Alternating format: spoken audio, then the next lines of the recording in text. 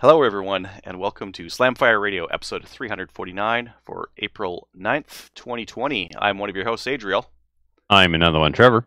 And I'm another one, Kelly. Hi! Hi. Look at that. We're all here. We got this whole, what's that old show where they got all the people's heads looked down from the corners? Brady Bunch. Brady Bunch. Yeah. Sorry. Did you see the meme I sent to you guys about, who is it? Alice, she couldn't get her recording right.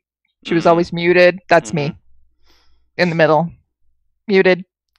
I thought it was funny. In the middle with you. Apparently it's not. Okay, never mind. Moving on. It could have been hilarious. We would have stayed quiet anyway to make it awkward for you. Thank you. You're welcome. And we did a great job. That worked out perfect. Yeah, it worked great. Thank you. I appreciate it, by the way. You're welcome. Yeah. How much. Did you miss me on the last one?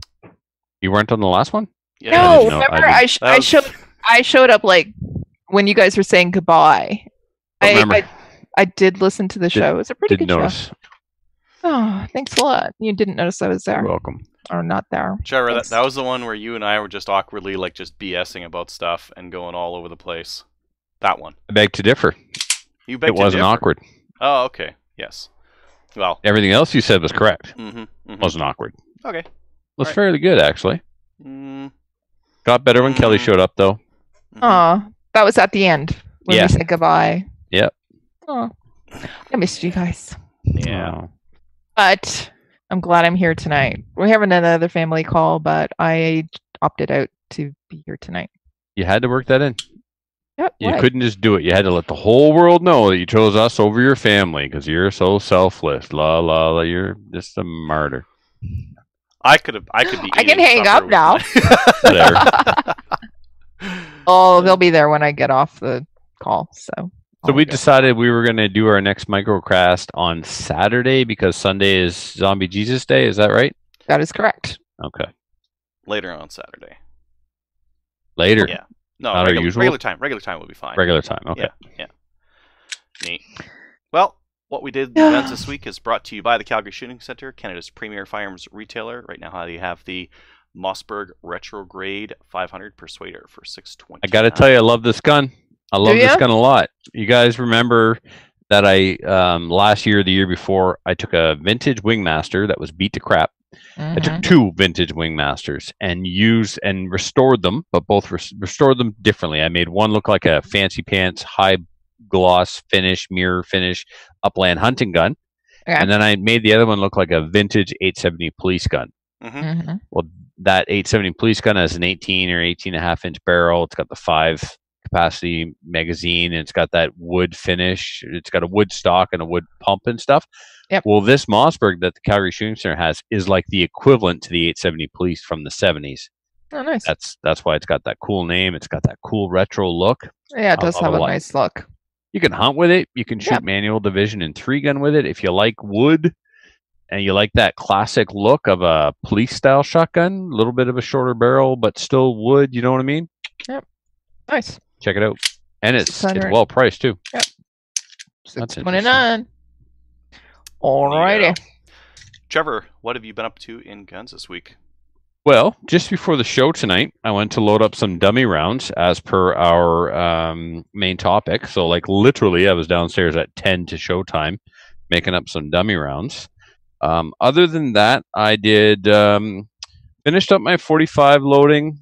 I almost finished my 9mm loading. I probably at this point have enough brass processed. Oh, I definitely do because I've got a container of brass that I took it. It was cleaned. I resized it on the 650 of my undersized die, and then put it into the stainless steel media tumbler to wet tumble it because it had lube on it, and now the primers are out. I want the primer pockets taken out. So I did a bazillion pieces of that, and then started loading up 9mm. I got more brass prep than I have bullets left, so that's good. So I'm going to finish that up. I'm going to switch the press over to 308 to size some cases for my godson. He gave me a bunch of pieces of brass last time I saw him, and it was kind of a mixed bag, but I've whatever he had. Let's say he had 200 cases. I took all of his mixed stuff and threw it in another pile, and I replaced it with all Federal. Not like it was all fire formed in his chamber, so it doesn't matter. And now he's working with all Federal gold medal match brass. Today I picked up his bullets for him. Now we just got to get him some powder and some primers. Apparently Varget is like back to hen's teeth. Can't find it anywhere in the country. Colin bought like... I don't know when it happened, but I noticed that powder is very expensive. Yeah, very expensive. It's been creeping up the last couple of years. Like some powders are routinely $50 a pound now. Yeah, I was looking at Cabela's. It's like $50, $55 a pound. I was like, oh my god, what the? Yep. I was like, yeah, maybe I'll buy a pound or two. Maybe 1 pound. I did really good. Mm-hmm. Filthy Squires hooked me up with probably 7 pounds left in an 8-pound keg of Varget. Oh, that is very good. Yeah. Mm-hmm. So. That's not good, man. That's not good. Mag's not dropping free. I wonder. Got to be the grips. What else did I do? I did stuff. I did things. I sold a schwack of guns. Like, I mean, a schwack. Did you? Oh, I've sold 8 or 9 guns. Oh, that is a schwack. I've gutted my Enfield collection. I'm down to 1 Enfield. I kept my Long Branch. That's it. Really? All the others are gone. The number 1, the Savage number 4, the Jungle. Some douche. Hope he doesn't listen because I just called him a douche. But anyway, if the bore is good, I'll take it. Well, define good. The rifle was made in 1945. Like, what's your definition of good for a 1945 rifle? So nothing. I sent him that. I heard nothing for days. Then I sent him another PM and said, "Would you like some photos of the bore?" So I did my best to take some photos of the bore. He said, "Good enough. I'll take it." All right. So send me a photo of your PAL and your address. It's all packed, ready to go. When the payment comes in and the PAL, he didn't send me a photo of his PAL. He just sent me the number.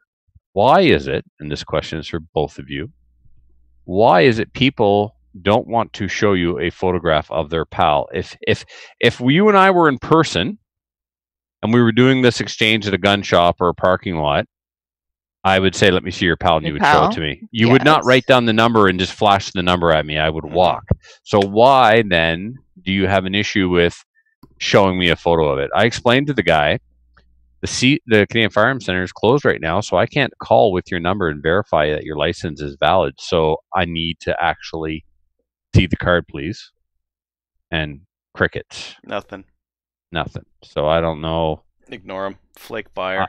Yeah, it might be a flake buyer. And so, Adriel, if he's a flake buyer, okay, so 2 questions. I want you guys to tell me why you think people don't want to show your PAL. But the next question is he earning a negative rating for saying "I'll take it" and then backing out of the deal by not showing me his license? Yeah, because legally, says yes. Yeah, because in terms of what, leave a negative rating? Does he deserve a negative rating for saying "I'll take it" and then not?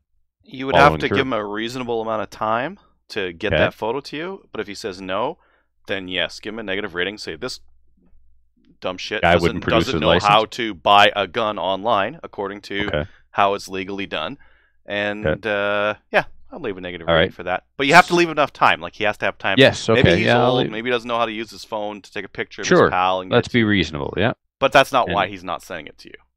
Well, yeah, we could speculate all day, but time will tell, right? It's because he has privacy concerns about putting a government Let's come back to those privacy concerns. Are they valid? No. I don't understand. No? No. Yeah, Kelly? No. Okay. It's like when you see a picture of a gun online, somebody's blacked out the serial number. Why? I used to. Why? I didn't know what the repercussions were.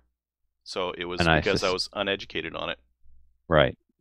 It's like when I see a photo of a vehicle, somebody's like, "Oh, I took a picture of this douchebag in the parking lot today at Tim Hortons," and they blacked out the guy's license plate.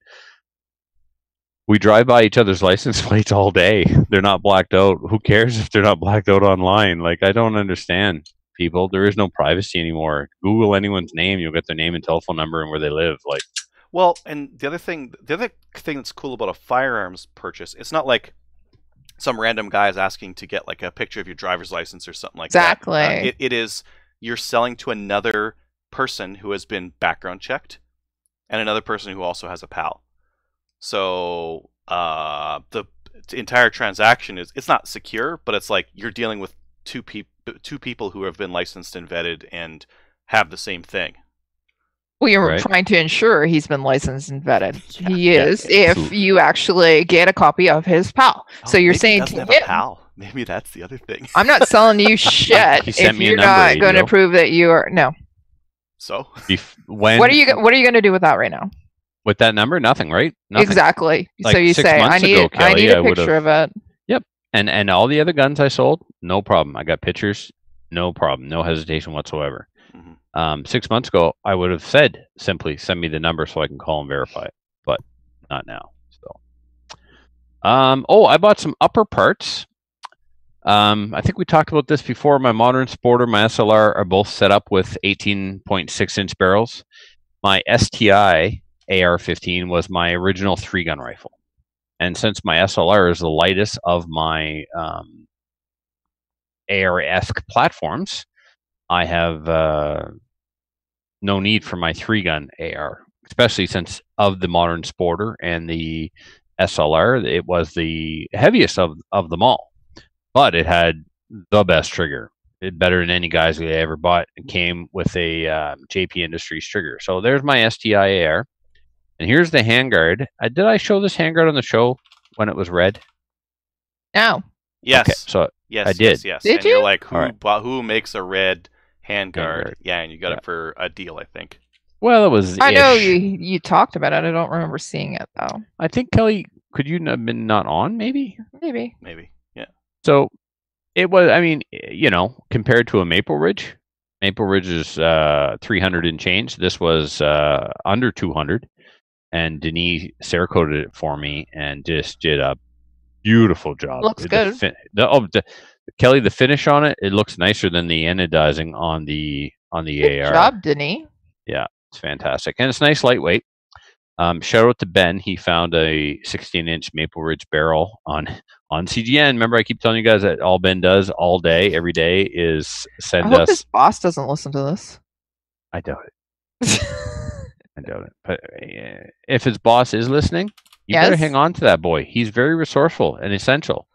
So anyway, I don't even think I give him credit for buying that barrel until like yesterday or this morning or something. I bought so many things that he recommended that I just lost track. So anyway, all the parts came in from TNA. The handguard came in and then got Cerakoted. All the while, I'm still waiting for the barrel, which is coming from Alberta. I checked the tracking number, and it was in Montreal like yesterday. So it usually goes Montreal, then Dieppe, then Kamloops. It'll be another fortnight before the dog sleds make it into probably. Yeah. So you still have snow. What's that? We still have snow here.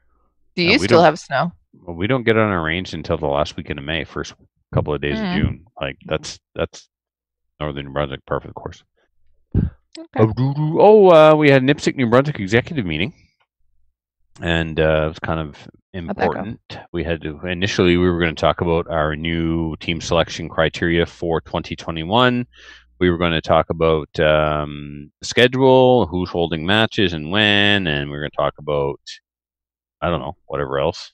But anyway, the decision from the executive was that as long as the New Brunswick emergency measures are in place, we will not be sanctioning any events. So no sanctioned matches, no courses, no black badge courses, nothing. So everything's on hold. We're going to refund people their money, and then if when things come to an end, if an instructor wants to, normally we stop black badge end of June. Shooting season's here. We all want to go shooting. You got to get your black badge in before June. Then you can take it again in the fall.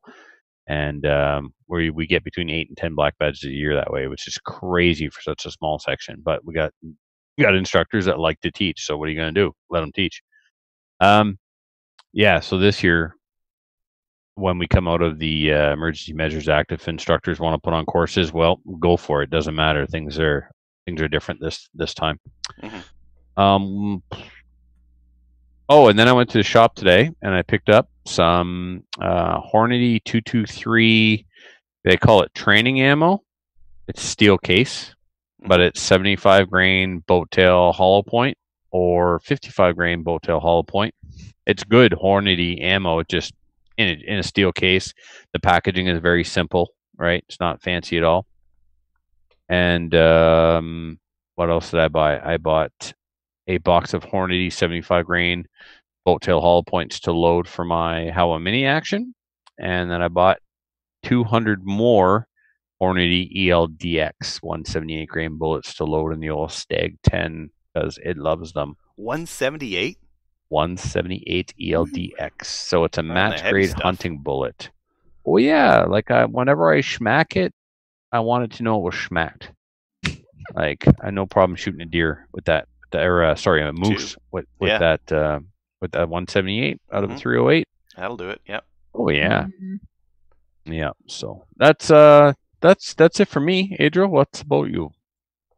Let's see. I'm just scrolling back up here. Oh, I bought some AR-10 mags from Denny. Oh. Yep. Yeah, got a couple of those. They're on the dog sled from New Brunswick, so they'll be here in a fortnight or so.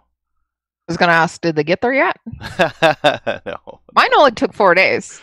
Well, you're a little bit closer. There's some I know. Rough roads in between here and there, and a couple thousand kilometers as well. This is true. The whole country. Yeah, a little bit slow, but I'm not in a hurry right now. Let's see. I did get 2,000 rounds of CCI standard velocity in. I had bought from Mag Dump when they were 7 cents a round. Not going to see that deal again for a while. And I had been planning on meeting up with the guy because their company's here in Edmonton, but it's been a couple weeks, and he's like, I'm just going to ship these. So I got some of that in. And then I prepped a bunch of 6.5 Creedmoor, about 180 cases. I tested the different lubes I had around the house and non-lubes I had around the house. And Trevor, what was the best? The bar of soap. The bar of soap. Yeah, totally the way to go. Because it makes a little groove in there. So you just take your case and just give it a little spin on there. Away you go. No one is going to waste money on Hornady One Shot ever again. And when you wash the lube off, you clean the brass. Yeah. Yes. I washed my cases afterwards, and it's it's nice and clean now. This is the cleanest cases I've ever reloaded. Right. Reloading hack 38. Yeah, so I did end up washing them afterwards, and then hand scrubbing, not scrubbing, but wiping each one with a rag because that soap residue sticks on there pretty good.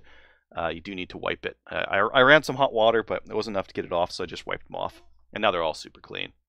And then I tried leaving them on the register to dry out, to get some air over them to dry them out, but they're still a little bit wet, so I put them in the oven at 180 Fahrenheit. Not super hot, not enough to do any damage to the brass. You ever thought about using a baking rack with the smaller wire? What you put your cookies on to cool? Mm-hmm.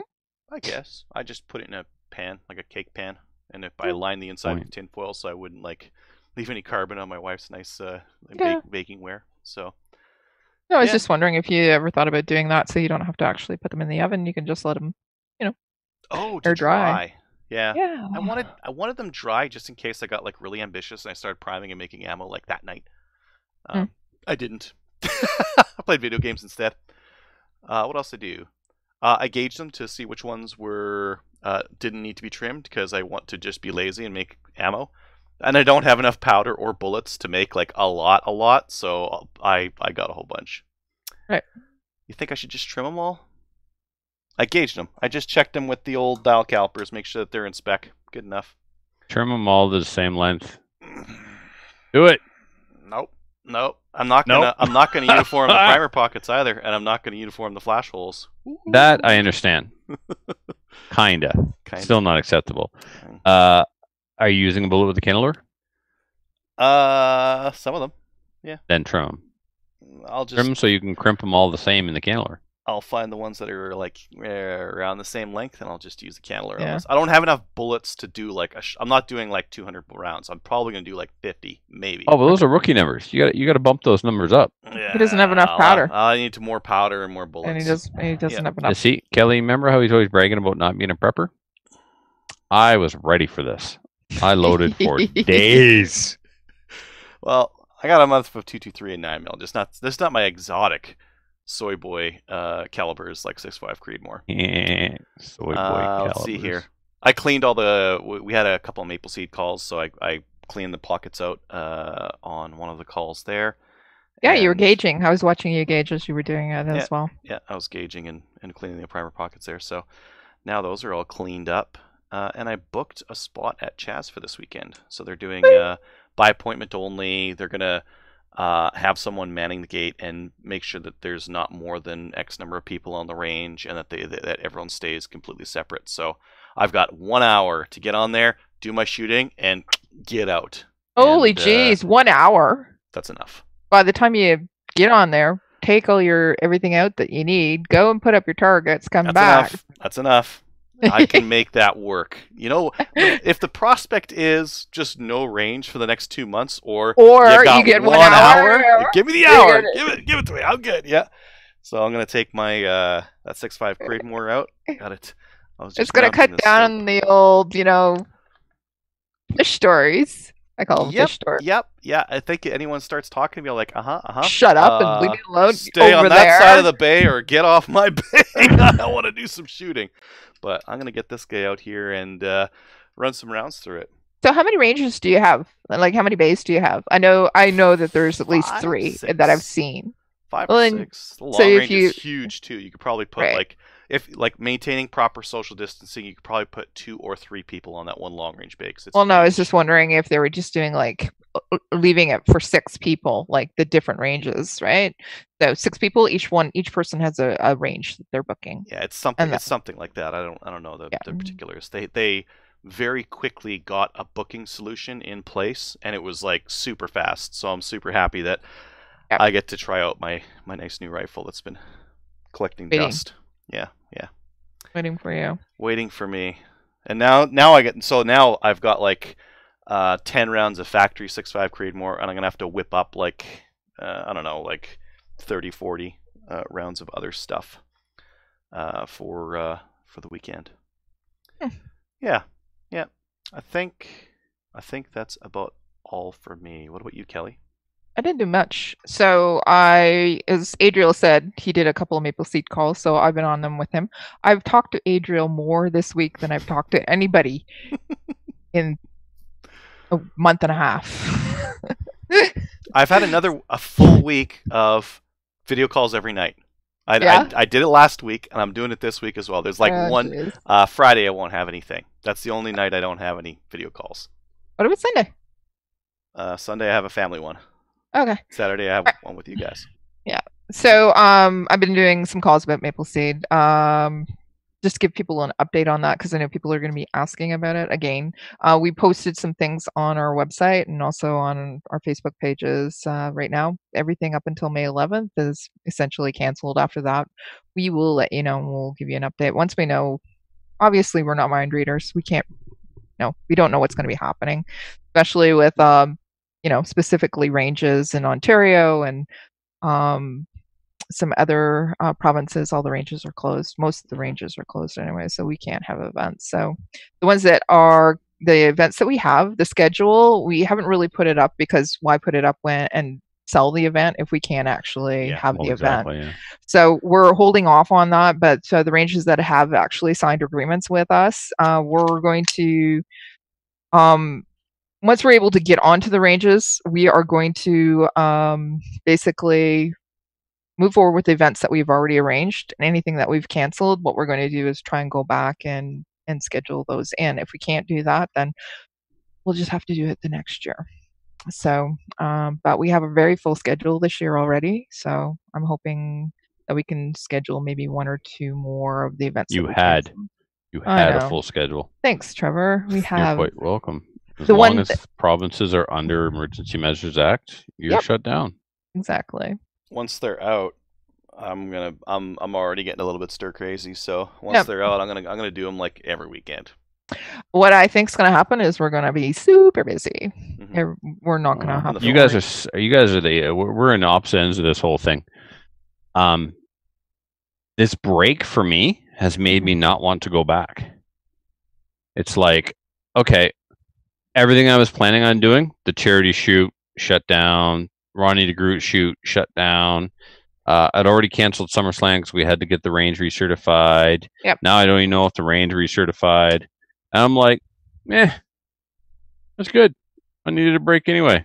Adriel's like, as soon as I can put a maple seat on every weekend, I'm gonna. I'm like, not this guy. Somebody else puts on a match, I'm there. Sure, I'll go shoot it. But I love that I'm not responsible for anything for the first time. And maybe you were taking too much on. Yep. Yeah, well, I'm kind of like, I am kind of liking the rest, but I'm kind of also, I want to not, because I know that I'm function better when I am busy. I am busy. Not functioning well right now? Oh, I'm functioning fine actually, but I also I function really well when I'm super busy. I don't think you do. Oh, thanks a lot. When's the last time you were double booked or forgot something? Huh? I don't generally double book or forget stuff. Are you the same Kelly I've been podcasting with for a few years now? Because I think you do. No, I actually don't. I can see the offense growing on your face, and I'm loving it. It's like so we have not talked about this. You talked about the Ronnie DeGroot being canceled. We haven't talked about the actual charity shoot being canceled. So are you announcing that it's canceled? It's like I just said, everything is on hold while we're under emergency measures. Mm-hmm. No. If we come out of emergency measures, we can hold it because we can set it up the day before. It's not a big deal. The payments are online. But you're right, we haven't talked about it in a while. And you can still register on PractiScore and then just turn that into a donation, which we will donate to the Rodney Harkwell Memorial Fund. Or if you'd like a refund, we can do that too. You withdraw and I'll get an email and I'll send you a refund. Yeah, but right now to know what's going to happen. Well, it's coming up pretty close. It is coming up. And here's what's going to happen. If we're under emergency measures, it's canceled. When the emergency measures are lifted, if there's enough time to pull it off, we will. But I think we should decide what the cutoff is because people need to plan and drive here and all that stuff, right? We're going to put on a charity shoot for 4 people. Right. So why don't we talk? Not a fucking chance. Okay.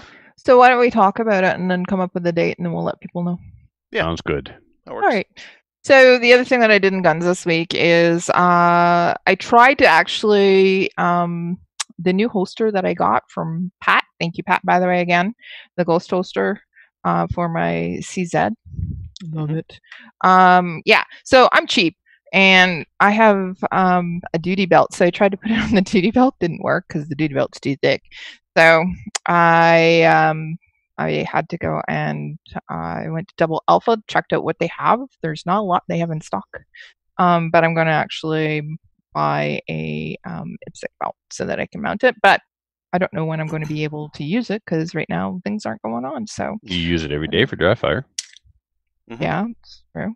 Yeah. But anyways, did you check MD Gardner? No, I didn't. Check him out. I think Trevor recommended him as well. But like Double Tap's got belts and that kind of thing. Yep. MD Gardner does. I think even Gotenda has, but they're like no. You don't want to get junked by it from a reputable IPSC dealer. No, like they sell. I think they're Double Alpha belts. Yeah, I was looking at Double Alpha straight from Double Alpha. So yeah, they're so expensive straight from Double Alpha though, especially with the dollar being what it is. So the hierarchy, in my opinion, based on my experience, is Double Alpha first. Mm-hmm. Then Ghost, and then Murray Gardner and Double Alpha are selling a knockoff of Ghost, or it's more of a knockoff of a Ghost, and they're nice and stiff, and I like them. But the quality of the Velcro that's sewed on the back, not so much. Probably the second best belt on the market as far as fit, finish, and quality is the CR Speed. It's a professional grade level belt. My only concern or criticism of it is that I find it's lacking stiffness significantly. And but so it will last you for years. Yeah, but if it lacks stiffness, then it's not good. Yeah. So stiff and wear out, or not so stiff and last a long time, Or just, double alpha, one and done. Yeah. Or ghost. Ghosts, I buy ghost belts because I've got one double alpha and it's very expensive. And ghost to me is as good. So Fast Toys also is what Fast Toys in Winnipeg is a good one. Okay, I'll check them out and see what they have. There wasn't a lot of my size available at Double Alpha right now, so anyways. Even if you went like 4 inches bigger, it would still work. Yep. Just never go exactly with your waist. Always go bigger. Like right now, my waist is a 32 and I'm wearing a 38 belt. And there's lots of overlap, but I can still use it. Right. 36 would still be fine too. Yeah, so I went and looked at my waist size and they didn't have, so I added 2 and they didn't have that, so I would have added 4. So you could get away with that. Yeah, that'd be fine, I think. All right. Okay, so that's everything that I did in guns this week. I didn't do a lot, really. Just calls. Didn't do anything really. So let me pick your brain for a second there because I missed the episode. I suppose I could just go back and listen to it. We didn't have a chance, you and I, to talk about your shotgun reloader. What were you given? Because I read a comment about buying another one rather than converting it. What did you get? So I got the Mech Junior. Oh, okay.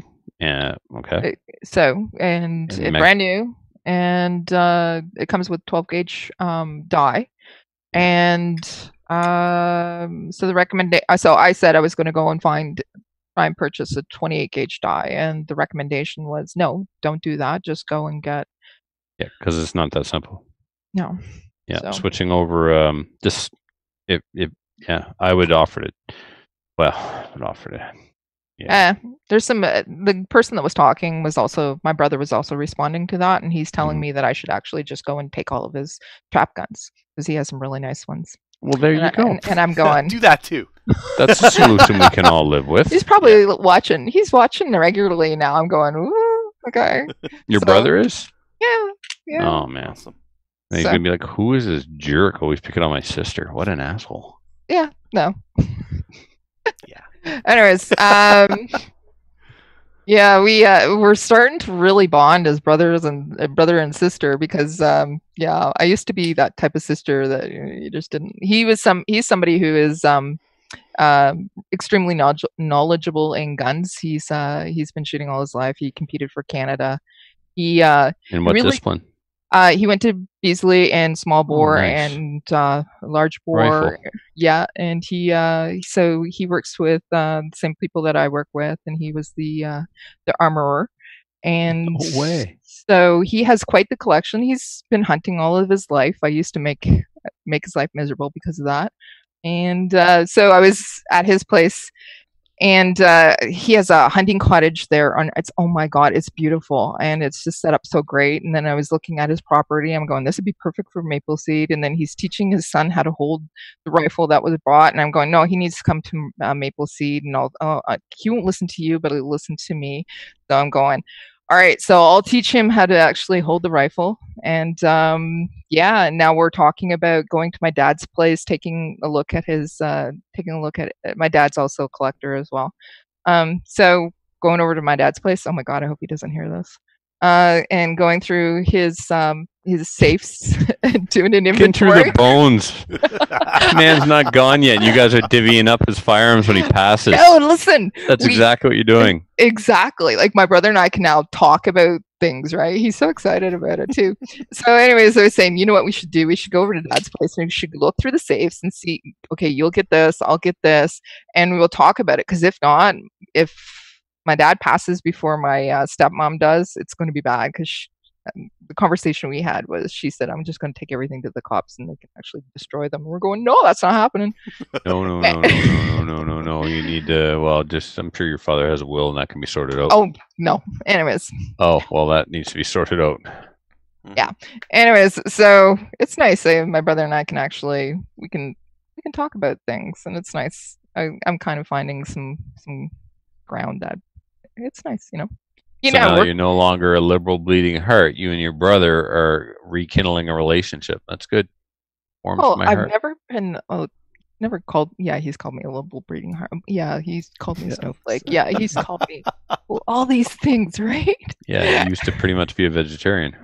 Yeah, and he so it's nice I can walk by him at work because he works with me too in the same institution. I'll walk by him and I say, "Hey, do you know what I bought today?" And he goes, "What'd you buy?" And I said, "An AR-15," and actually sold him an AR-15 too. So it's like he'd never had a restricted before, and so anyways. So it's kind of nice, you know. We sit there and we talk about it. Anyways, cool. That's it. That is awesome. That's a long story, but it's like kind of like it was a good story. You and your brother are bonding over guns. It's awesome. Mean to him about hunting. I used to be one of those people. I'm not anymore. Anyways, okay. Neat. That's it. Upcoming events. Everything is canceled. Stay home in your Ginch and play video games. Right? Ginch? I haven't heard that word since 1982. I'm bringing it back. Let's see here. You mentioned Maple Seed news. I saw this in Caliber Mag. I don't know how, like, with it is. The RCMP is going to use C42 to extend licenses. You guys hear about this one? Nope. I heard right now that okay, so licensing right now is on hold. Right, they're going to extend it. That's what I heard. That's been posted as well. Tracy posted it recently in the CCFR. So extend the grace period, I think, is correct. What mentioning. Yeah. And so, another thing, and I think this was just in our comment feed here. So it's like some made up magical thing that doesn't really matter because with the stroke of a pen we can extend it. Apparently, when it expires. It hurts no one, and it was fine the whole time. Oh. Wow. Why do they expire? They check us every day. If we did something bad, they could just be like, "You're not allowed to have guns anymore," and they'd be done with it, right? Money. Yeah, your license should be yours for life until you do something to lose it. Why do you have to renew your license for cars every year? Well, that's money. Tax. Yeah, tax money. So why do you have to renew your license for your gun gun license every 5 years? Taxation is theft. Indeed. We are all in agreement here. Yes. Dan was saying that the CFO was going to put up a website. Which CFO? Oh, never mind. I didn't read it properly. He said if the CFO just set up an online verification site, this would all be fine. He was saying right, just like transfers. We could do our own transfers. Damn it. Yep.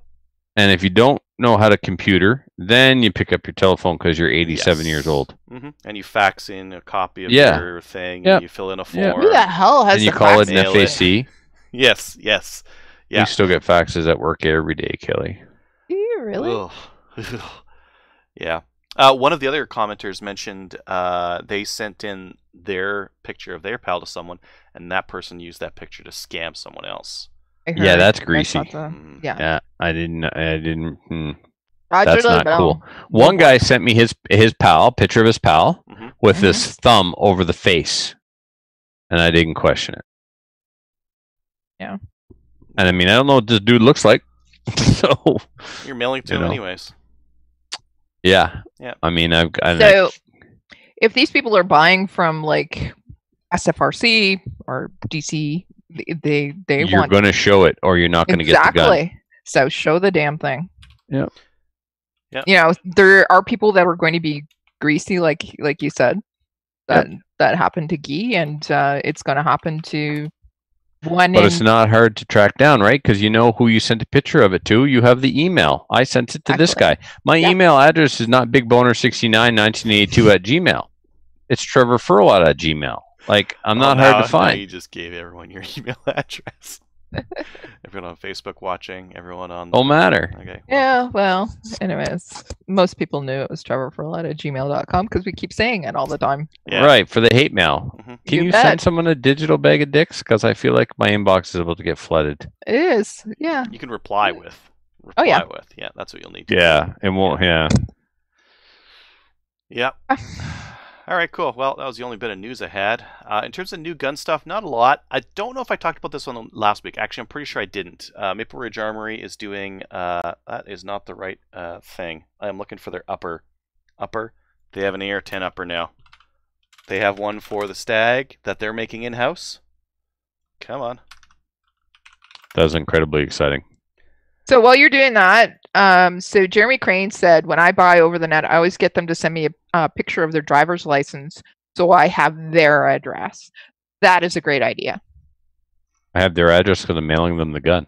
Yeah, I know, but get them to send you a picture of their driver's license too. So less likely to be idiots. I gotta think on that one. Yes. Here it is. Oh. Take a look at this. Okay, so the Maple Ridge Armory MRA-10 billet upper receiver fits the Stag 10 and Matrix 762D series of firearms. It's precision machined, yada yada yada, and you can get it in anodized black, Cerakote, FDE, or ODG. Now, I think Trevor and we looked at, there are still Stag 10 uppers you can buy, but they're not billet, so they're not like as nice as this one would be. But you can still get those for less, or if you want like a fancier upper, these guys have them now, which is kind of interesting. They'll probably also start building Stag 10s and Matrix armories now, since they're making those uppers in-house, right? Indeed. New gun stuff, carrying on. Doug says that Vortex announced a new scope today. Anything on that? Oh, I just saw that and I didn't add it. The Strike Eagle 4-26, 6-24, nice. Something like that. It's their extended range. So like their Strike Eagles, so they have like a 1-6, they have a 1-8. They're not top of the line. They're like a budget style budget-ish. I mean, they're still close to $500. I think Ryan was talking about that one. But compared to the PST, Razor, yeah, those are 1 to 10. Yeah, those are cool. Yeah, I mean, it makes sense that they added an element to the line. Look at what they did with the Diamondback tactical line, right? Mm-hmm. You can go 4-16 or 6-24 by 50. 5-25 first focal plane, Doug says. There we go. Yeah. 5-25. So basically, it's brand new. 5-5 or 5-25. Yep. What would that be good for? Would that be good for like PRS? Yep. Mm-hmm. Yep. Illuminated reticle, 25 power. Not bad price. That might be cool on my max elevation 110 MOA. Okay. That's a lot. All right. Yep. Yeah. First focal plane, 5-25 by 56. So it's got a nice big objective on it. FFP, 110 MOA of travel. That's some good travel. That'll be good for shooting long range. If you wanted to shoot long range, that's 34mm tube. 34? Yep. EBR 7C reticle illuminated. $800. What are those rings going to cost? $800 is super reasonable. I wonder what kind of glass they got in that thing to have that kind of a price. That's way Doug too says low. it's the same as the Diamondback tactical glass. That's why. Okay. Yeah. So it's not like their Razor glass. Yeah, it's not their Razor glass. Well, they had to skimp on something to get it to $800. But possibly Filipino, not American, because they make them in China, the Philippines, and stateside, right? Mm-hmm. Looks cool. But it'd be okay for somebody who's getting into PRS and so get into it with this. $800, get to shoot with the big boys, and then if you want to upgrade to something that's a little bit more expensive, do that. Well, with 110 MOA of travel with a rail, you could shoot with a 22 using that and go pretty far out too. Yeah. Cool. All right, why don't we get into our main topic? Sweet. And for our main topic, this is one we're kind of bouncing around, this idea of what should you do when we're socially isolated sitting in our house and not able to go out to matches and that kind of thing. We're talking about the concept of dry fire across the different disciplines. Pornhub memberships have gone through the roof. Oh, I forgot to free. Talk about my free. Yeah. Wasn't there like a premium live cam thing? I don't know. I don't know either. Yeah. Kelly, you must know. What? You were just going to comment on how Pornhub accounts are free now. Oh, are they? Yeah. Okay, cool. What's that? I was just going to I forgot to mention, I got all my memberships updated this past week. Including your Pornhub one. Including my Pornhub. Good for you. Fantastic. You know, if you have a creator one, you get premium for free. Oh, really? I don't know. That's hearsay. Anyways, back to dry fire. Speaking of Pornhub. Well, if you're fixed and you're playing with Pornhub, isn't it still dry fire? Yeah, I think so. Okay. Or seedless. So we're gonna show some dry fire. First rule of dry fire: no live ammo in the room. So, Trevor, you were making some ammo to dry fire with. I assume that's primerless 9mm cases. Yeah. So I will show it here, and I'm done playing with optics boxes. Yes. Now, there's something that the listeners and viewers need to be aware of when you make dummy rounds that are primerless. So let me pop a few out here. What I did was I set up the press with no powder and no primers and just resized the cases and seated the bullets, and away you go. Dummy rounds. So you have to pick them up to look to see that there are no primers in the pockets. But other than that, they look like the uninitiated or uneducated live ammunition. Best thing to do to really make them distinguishable from live cartridges is to actually drill through the case, which I will do later on this weekend at some point when I'm back in the reloading room. I just didn't have time before the show tonight. But if you drill a hole right straight through that piece of brass, you'd have to really be a numpty to think that is a live round of ammunition with a hole in the side. I'm not saying those people don't exist. They do. They breed. They vote liberal. But most people will immediately notify them or recognize them as dummies. Now, I think it's more for us to make sure that we never get these dummy rounds mixed in with our match ammo or practice ammo. You know what I mean? So we wouldn't want to be going to the range of dummy rounds when we got to go bang instead of click. Other thing you need to be... I have RO'd for someone who on the beep drew their gun, click, and racked out a snap cap. A snap cap. So yeah, yep. A snap cap is a different thing from a dummy round. So in case the listeners don't know the difference, there is a difference. This is a dummy round. It looks like real ammunition, but it's inert. A snap cap has a spring inside, and when the firing pin strikes the dummy primer in the snap cap, it goes forward. So you're dry firing, but your firing pin is still striking something, and it's striking something spring-loaded. So some people don't like to dry fire, and they want to make sure that the firing pin is always hitting something. So what you can do is you load your mag with 9 rounds and top it off with a 10th snap cap if you're so inclined. Depending on your gun, if you want to do just draws and mag changes, no problem. These are great. Some nice guns, weight on them. I like the dummy ones because they have way more weight than a snap cap. So when you're loading that mag, it feels more natural. It feels like the weight feels better. Yep, I'm going to come to that. But one thing you need to be aware of with these dummy rounds is that some firing pins will get stuck right into the flash hole.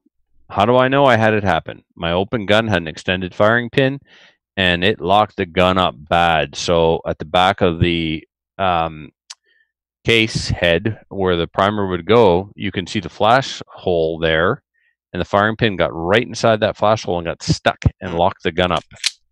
And it wasn't cool. So you need to be aware of that. And really, I don't know how you find out other than you get, if you know your gun and you know your gun has an extended firing pin, you might want to put the regular firing pin in there before you start dry firing, just in case, because it happened to me, so it could happen to you. Well, and the other thing to consider is like the dummies are great for practicing remedials and mag changes and that kind of thing. They're not necessary for a lot of dry fire. Like a lot of dry fire you could just use with the mag in, chamber empty, and just pull up and do your thing, right? So depending on what you're doing in dry fire will determine whether or not you want these dummy rounds. And like Adriel was saying, the reason he likes the dummy rounds is because when the magazine is full and in the gun, and I'm handling the gun, I'm handling the same weight that I would handle on the beep at a match. So if I sit here and I do 1,000 practice draws with an empty gun, and then I go to the range and start drawing with a loaded gun, the weight's going to be different, and it has a potential to throw off the muscle memory. So I, for one, practice my draws and my reloads with magazines filled with dummy rounds. Now, put something, depending on where you're reloading, put something on the floor. I noticed here that I was using a blanket. As a matter of fact, the blanket that you see behind me on the floor, but the mag pads, the base pads on my magazines, still dinged up my floating floor in the man cave. So if you're dropping loaded magazines on the floor, they are going to they're going to do some damage to the floor. I like using this chair I'm sitting on. I just turn it around, and then that kind of acts as a catch. It drops onto the chair. The chair's got foam on it, and then if they fall on the floor after that, big deal. It's like the energy's gone out of it. That's right. So now I throw a cushion on the floor if I'm doing a standing mag change. If I'm doing mag changes downstairs on the concrete, who cares? I shoot on concrete at AMA. Typically, though, we're not dropping full mags on the ground. So there are some guys that buy fresh mags every year, and there are some guys that have a dry fire set of magazines. 6, 7 magazines loaded with dummy rounds all time. And the only thing they use those mags for is dry fire. And as long as they fall out of the gun during a mag change, that's all they're concerned about. They don't care if they wear out or what happens to them. So, I would put down a thick blanket or something like that and just not abuse the heck out of them if I like, but that's because I'm cheap. Yeah. You and I don't buy full brand new sets of mags every year either. Some people do. Like I only have 6 mags for this gun. People are like, what? What about your practice mags? What about your match mags? No, stop it. Yeah. Just while we're talking about no live ammo, so you can make your own dummy shotgun shells, and I would done that too. That's an option. Now that our dollar is so crappy, I don't even know if I should recommend these, but Brownells has these dummy shot shells, and they say dummy on the side. They have a little rubber piece on the back there, which you can strike if you need to, if you want to take practice trigger pull with your shotgun.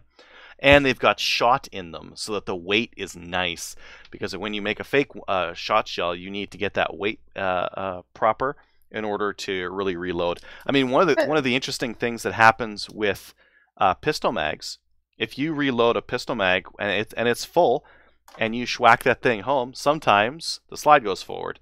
Now, if all you do is dry fire with empty mags, it's not really as reliable, right? With M&P or Shadow or something like that. Whereas with a full mag, it does it. So knowing how much force that takes, and knowing whether it's going to happen reliably or unreliably with your gun is nice to know.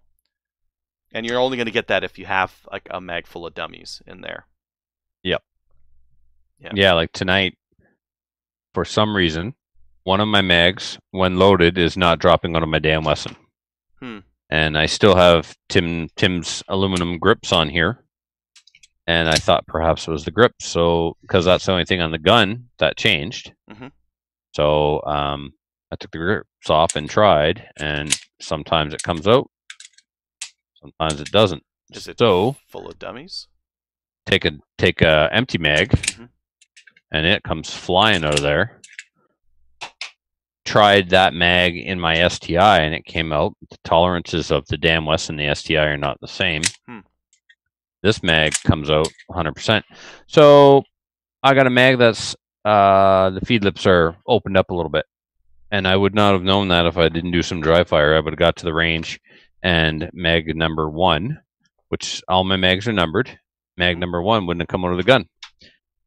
Pro tip: number your mags, because if you have a malfunction, you know which mag was in the gun. It's one of the variables you can look at. And you can pull that one out very easily. I always put my mags in the pouches in order.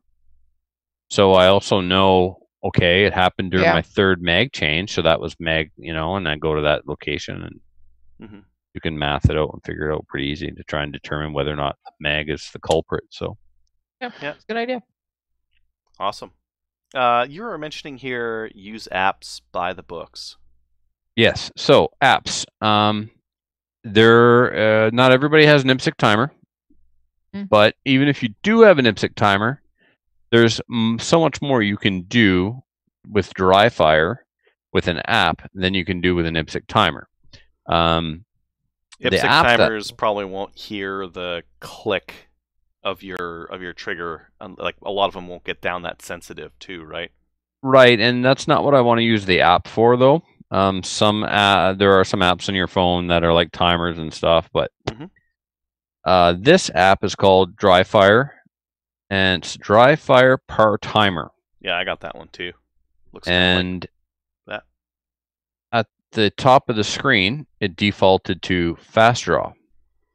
So I can adjust my par time, and then there's a delay in between strings. So the timer will beep. 1.5 seconds later, it will beep again. And then I've got 4.5 seconds to reset for the next string. And then it'll beep. 1.5 seconds later, it'll beep again. And then after 10 reps, it will give me a longer tone telling me that this activity is over. Now, at the top of the screen, there are some side arrows there. The first one is fast draw. This one is fast draw with a reload. IDPA, nobody cares. That's dumb. Personal choice, steel challenge. And you can tailor them. You can change them. You can change the name and to whatever you want. And then customize the time. Yeah. So like fast draw with a reload. So anyway, people say DryFire is boring. Those people don't do DryFire with a plan. So the app has activities.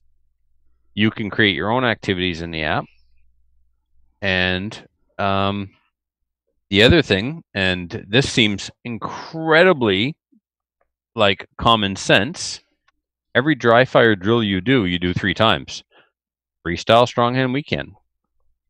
You know how fast that burns you through your 15 minutes if you're just going to DryFire for 15 minutes? And that seems to be a number. I don't know if Ben Stager started it, but a lot of people say 15 minutes a day, that's all you need. And I believe that if you are actually DryFiring 15 minutes a day, oh man, your comfort level with handling the firearm, being safe with the firearm, your proficiency, all of that's going to go up. I think that's like most people, the match is their practice. Yeah, so, unfortunately. Yeah, if those people aren't interested in getting good, and if they are, if they're only going to matches and they're interested in getting good, they're kidding themselves because you just don't get good by playing.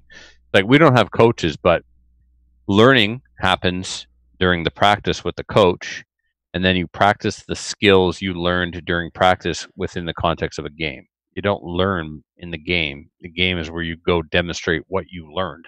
So the match is where you go demonstrate what you learned during DryFire. Yeah, and I think, yeah, so you're saying 15 minutes. I think someone who practices for 15 minutes a day on DryFire, they are going to be better than the people who go to the match for their practice, and very quickly. Like there's I'm sure you see it in IPSC as well, but in 3-gun we see it. Some people will shoot 3-gun for years, and like they want to get better, but they just don't. And then some people will shoot for a year or two, and they'll jump up every match. Jump up, big jumps to where maybe a year or two is all they need before they're shooting in with the best in their local club, right? Yep, absolutely. I don't DryFire enough, not nearly enough. And I mean, right now I should be DryFiring like a machine, but I'm reloading like a machine. When the reloading is done, then I think I'll spend my days shooting the bow in the basement and then DryFiring. But once it gets nice, I'll be finding a parking lot and banging around with some of my new toys until the range opens, and then don't worry, I'll have lots to do on the range. We got a lot of cleanup to do. Yep. So, the other thing that, so obviously, then the Ben Stager book. Right now, I don't know of a better. It's called DryFire Reloaded, and I don't know of a better product. I'm not saying there isn't. I'm saying I don't know of a better product. All my buddies get the Ben Stager books. They're all better than me, so you know there's something to be said for that. Then you can order online these little laser cut cardboard targets. Now I've got this one colored blue with a blue Sharpie. It comes brown on one side, white on the other side. According to the IPSC rulebook, white is the preferred color for steel, but the way we shoot here in Canada, a shoot target is the natural cardboard color, and a no-shoot target is white. So we don't tend to want to shoot white steel, except for one club in the province, because if it's blue, you're not allowed to shoot it. That's a club rule. So they paint all the steel in the club. You're not supposed to shoot blue, and they shoot their poppers either white or yellow. I think they go with white. Anyway, our poppers are blue, so I colored this blue. Now, These are available online from a variety of places, and you can figure out also by going online or looking at the book if this target is supposed to be a 16th of the size of a real target. Then if you stand this many feet away, you're supposed to be this many meters away. It's scaled down in a ratio. This is an IPSC mini target, and these are a lot easier to come by and probably free if you're polite and ask a match director if you could have one to take home. Or if you know Kelly, I got a ton of them in my garage. They're still scaled down, right? And in the game of IPSC, the mini target is used to represent distance. So darn, this stage would be awesome if I had 20-meter shots. This bay is not 20 meters long, so I'll use mini targets at 10.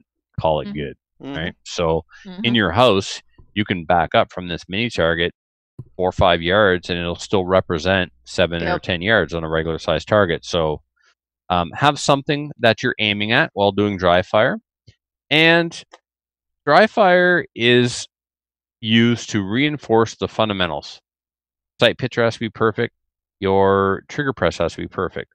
The more that you do perfect practice, the more that it's going to be ingrained into your self-conscious, and it'll translate into the real world on the range. So if you don't see a perfect sight picture, don't press off the shot in the beginning. You can build up some speed and accept good enough later on, but you're really in the beginning, if you're new and you're dry firing, what you're practicing is practicing doing everything perfect, because your brain doesn't know it's practice. Your brain just knows you're doing things perfect. So that's where the emphasis should be. Make sure that, don't press the trigger if you don't have a good sight picture, so that you kind of become trained to only press the trigger when you get a good sight picture. I think that's all I've got. All right. Real. I want to do a little bit of 3-gun specific stuff. You've got the pistol stuff done, and I would argue that that someone who is doing practice for IPSC pistol is overqualified for the kind of pistol shooting we do in 3-gun, because the shots typically aren't as challenging. Targets are usually closer, bigger, easier to hit. It's usually like hoser stuff. But the other stuff's a little bit harder. One thing, and I've talked about it on the show before, is practicing shotgun reloading, because so many people do it poorly that it is a good place to make up time and to beat other people, I guess you could say. And there's really a couple things that I would really recommend people try from home. One of them is practicing their match saver, because that match saver should be a smooth 1.5-second load. And the only time you get into trouble is when it's not smooth. So you should be able to, from your hand, pull up here, like grab that shell, sweep it into the port, and then hit the button on the way out. And that should be a 1.5 seconds at most. I mean, if you get really fast with it, you're gonna get way faster than that. But you should be able to do it reliably.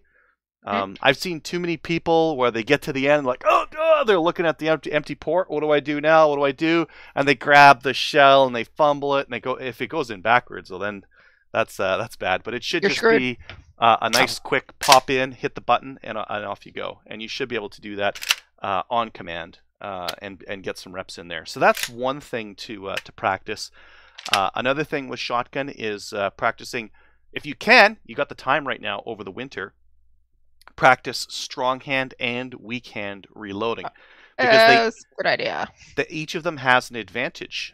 Weak hand reloading is great if you can pop it down, and it's good for some angles. You can pull the shotgun a little bit to your left, or you can run it straight. Practice your quad loads, so you should be able to strip out 4 and then get those 4 into the gun very quickly. That's your weak hand reload, and then your strong hand reload. I'll come down for that. Your strong hand reload is like this, and that you should be able to do as well, reloading with your strong hand. So the best 3-gun shooters can do either of those on command when they need to, and they use it as the situation determines. So you should be able to use it. There's like sometimes you'll be underneath something and you can't use that strong hand because it'll put your shotgun barrel into the ground. That would be a good thing to know what to do about, right? So if you can only do one of those, practice the other one and get that into play. And that's gonna get you way further ahead. The other one I wanted to mention is with rifle, being able to shoot positionally.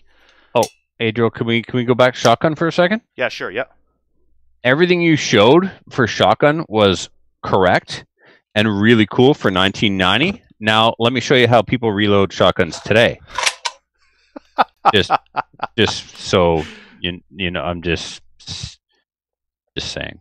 Carry on now. Always the same side if you're going to do that, right? Strong hand, weak hand. What are you talking about? I always just grab the one from the magazine. I grab this big stick mag. That's right. Putting shells in one at a time is for the poors. Yeah. Yes. And it turns out I got these set up wrong, actually. So I put these. Chad sent me these clips, which are awesome. Yeah. But I put them in my belt this way. Mm-hmm. Right? Let me stand up again here. So I take the mag off the belt. You have to flip it. Yep. Right? Now, what if the mag was on the belt, shells up? Boom. No flipping. Saving a half second. Yeah. So I've got some double-sided tape on order. When it comes in, I'm ripping them all off and redoing them. Yeah. I see different people straight from the belt into the gun. I see different people doing different things with their shotgun mags. It's mostly on like a space-based thing. So if you've got a lot of girth around the middle, you'll have room to like space those magazines appropriately. If you don't, I got a buddy of mine who's got like a 20-inch waist, and it's like he had to home make some of his stuff because you cannot run a 3-gun belt setup with a 20-inch waist. It's just he ended up using some Kevlar or not Kevlar, 20-inch Kydex. Wow. Kydex to make like this 4 pistol mag fan out holder thing, just because couldn't fit it otherwise. Couldn't possibly fit it all. That's embarrassing. Yeah.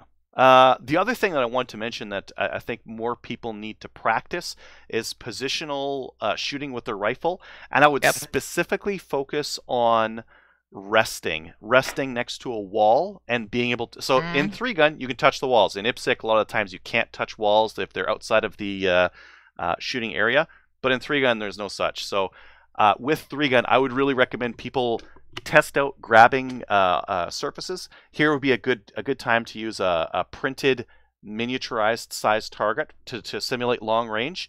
You should be able to, standing, look through your scope and make that shot on that 300-yard target, just standing, just by holding on to something next to you. Similarly, you should try kneeling, you should try cross-legged, and you should be able to make those hits, because that's what you're going to have to do on the clock.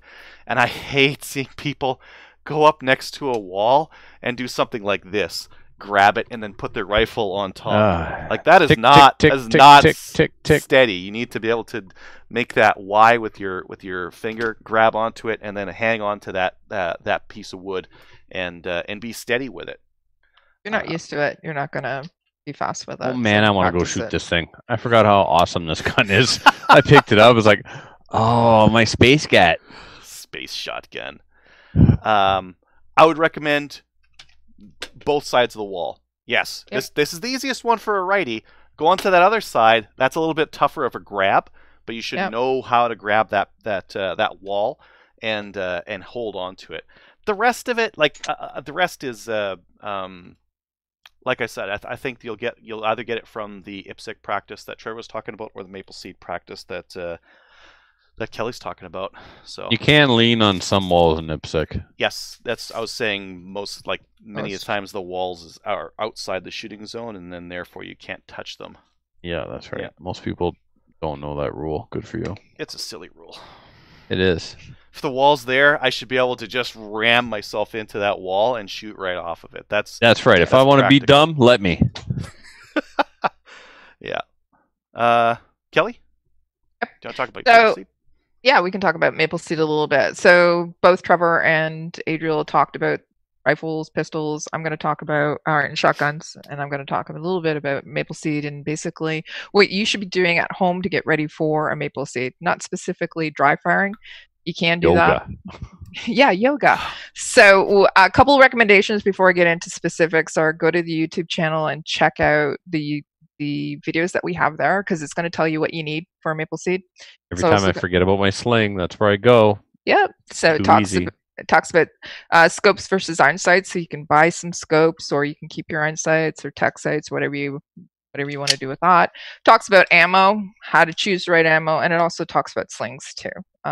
Basically how to make one, set one up, different things like that.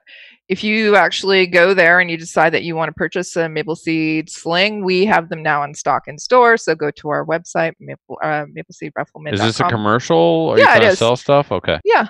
So, and go and buy a sling, because you're going to need a sling to actually take a maple seed. And if you purchase it and get sent to you, then you can practice getting into the sling because you've watched the video as well. So that's one of the things that I want people to do prior to coming to the event. I'm not going to show you how to get into sling or anything tonight, but there's a couple of things that you can practice in order to get you ready for an event. Or if you've already been to an event, you can practice these so that it's going to be quicker for you, because we have a couple of stages, stage 2 and 3, which are time stages where you have to do a whole bunch of things, and you're going to get into positions that are kind of uncomfortable. But if you can practice these positions and find out which works for you basically in your downtime, then you're going to be able to actually get into those positions quite quickly. We find a lot of times people, when they do transition, they actually lose a lot of time because they are uncomfortable and they don't know how to actually get into them. So the first thing I'd like you guys to do is actually get a target, put it on a wall, and put it about 2 feet up, and that way you can actually focus on that target when you're doing your dry firing or whatever you're going to be doing. The next thing that I want you guys to do is practice the seated or kneeling positions, because we have 4 of them. We have your cross-legged, which is basically like sitting in Indian style, for lack of a politically correct term. And practice that while you're doing things like, for example, if you're watching TV or if you're actually folding laundry, I tell people to do it, if I'm talking to women or whoever, if you're doing laundry or whatever, sit with your legs crossed and it'll be comfortable for you. You can do, the next one is cross-ankled, then we have open leg, and we have kneeling. And kneeling is basically the one that we see most people get into first. It's the quickest one to get into, but the other ones are going to be more stable. So try them out. See, as I said, practice them, because if you can practice them, it means that you're going to be basically almost like yoga. You make yourself more flexible, limber, and it's going to be more comfortable for you, and it's going to be more familiar to you as well. Then what I want you to do with that is I want you to start. So once you've actually become comfortable with those positions, those 4 positions, or pick one, I want you to start with standing up and then dropping down into whatever position that you're choosing. That way, because again, we in stage 2 and 3, we take you from a standing position and then we get you into a seated position or the kneeling position, and then you start shooting. So again, get into those comfortable transitioning, and then you're actually going to save time as well. So, and then when you go from standing to your seated, then I want you to graduate onto your standing to your prone position. And you can do this in your basement, in your hallway, wherever you want to do as well. So that's going to get you comfortable with transitioning. And the next thing that I want you to do is actually take some empty magazines and put them down beside you, and kind of make almost like we call it nesting, like make a nest or in your area around you. That way you can actually, so when you go from your standing position to your prone position, you're going to actually drop into that position and establish where you are, and then you're going to be able to take your mags, and then if you were on the line, you'd be inserting them into your rifle. You need to be able to actually set things up and get familiar with them and get comfortable with them so that you can repeat it. It's muscle memory, basically. So once you've actually done that, what you can do is you can actually start doing your dry firing trigger practicing. One of the things that we have is this thing here. It's called a trigger trainer. We give these out at Maple Seeds. People were wondering, where's these trigger trainers you're talking about? It's a freaking pen is what it is. So you can actually start using a trigger trainer. Trigger trainer is basically what we want you to do is take your trigger finger and take the fleshy part of your trigger finger and you place it on the top of your pen. And what you want to do is you want to take a nice, smooth, slow, steady press on your pen. It's basically taking up the slack and you hear the click. And what you do is you hold the trigger back. So you let it stay basically. And what this does is it allows time for the bullet to exit the barrel. And then you ride the reset to a slow and you hear it click. And then you start it again. Click. Basically, what we get people to do at a Maple Seed is we get them to start doing some trigger training. And you can do this, by the way, anywhere, as I do it at work, and it's trigger practice, trigger squeeze. What you can do with this is you can, once you've actually become familiar and nice, slow, steady squeeze, and you hold the trigger back, etc., and you keep repeating it, then you can actually do this on the line with an empty rifle. You have to make sure, or you can do this in your basement with an empty rifle. Again, you make sure that there's no ammunition, anything around you. You can have your magazines, but you ensure that they are actually empty. 10-22s, by the way, are okay to dry fire, but other rifles, you might want to actually use a magazine and insert snap caps or dummy rounds or what have you. So basically, take the rifle, sit cross-legged if you can. If you can't, whatever other position, either the open leg or the cross ankle, lay the rifle across your legs with the barrel pointed at the target that you've set up, and then actually take that same trigger finger and basically use whatever you've just done with your trigger trainer. So take up the slack, click, right, and ready reset. And then you can use your other hand, so your support side hand, you can use that to cycle the action, or a bolt if you have a bolt as well. So that's actually how you do dry fire practice with a 10-22. One of the things that we also talk about is knowing your rifle. Make sure that you put the same or the right amount of pressure or poundage on the trigger. Figure out how much weight you need to put on your trigger, because if you have, like I do, and I have a 2-mini trigger in my 10-22, it's 1.5 pounds. If I'm putting 10 pounds of force on this trigger, it's going someplace else. I only need to put 1.5 pounds on this trigger. So just understand how much weight is on your trigger, basically. Going back to, so you've now actually done some dry fire on your rifle. What you can do is now get into the position, whatever it is, into its stable position, whether it's prone or it's your seated position, and then start actually inserting magazines and removing the magazines. Those are empty, by the way. So insert, eject, insert a new one, eject, and keep doing that. And that's the other thing that we see with those transition and time stages, is we have a magazine change in the middle of them. And that's where people actually also start to panic, is because they have to insert their magazine, they have to actually fire a couple of shots, they have to eject a magazine and put a new one. And it's basically muscle memory, and just keep practicing it. It's one thing that I did almost every single day when I was trying to actually obtain my rifleman patch, is I did all of this. I transitioned, I got into the positions, and I started inserting just magazines that were empty and ejecting them, putting new ones in, ejecting it. And it's just basically muscle memory over and over and over again. That's actually how you're going to get really good at those transitioning stages, and you won't freak out with the time. So those are some of the recommendations I have. That's it. Cool. Thanks, Kelly. Yep. Yeah, there we go. There's a bunch of different dry fire things you can do while you're stuck in your house and bored. Listener feedback on Facebook. Was there anything that we haven't got that is kind of interesting we should pull up? I think we've been getting to them. Yep. Yep. I invited Tim to come on. We're going to take over. Like now? No. I was going to ask him to come on tonight because I know that he's studied those books and does a lot of dry fire. Mm-hmm. Probably dry fires more than anybody I know. And he would have been cool. Tim Thomas from Nova Scotia. Hey, Tim Thomas. But it was too short notice, and I figured he wouldn't be available, but he ended up watching anyway. So. Oh, he should come on. Yeah, well, we'll do one specific and at some point just for IPSC. Perfect. This was we touched upon multiple disciplines. We can do one in more in depth for IPSC, and then maybe one more in depth for the other ones as well. Yeah. Cool. All right. Listener feedback. Listener feedback is sponsored by Armory DC Gunsmith. Armory DC Gunsmith is a full-service gunsmith who specializes in firearms refinishing. He offers hot blowing, parkerizing, and Cerakote finishes, as well as wood refinishing. Check out his online inventory of new and used guns, firearms, accessories, optics, and more at dcgunsmith.ca. And he also has AR-10 mags if you're looking for those. I happen to know. Does he still have a lot, or did you buy them all? I did not buy them all. He still had more. So if you're looking for the 1010s, he's got some of them. All right. Trevor, do you want to take this first one here? From Josh. Hey, Slamfire folks. I have 2 questions for you.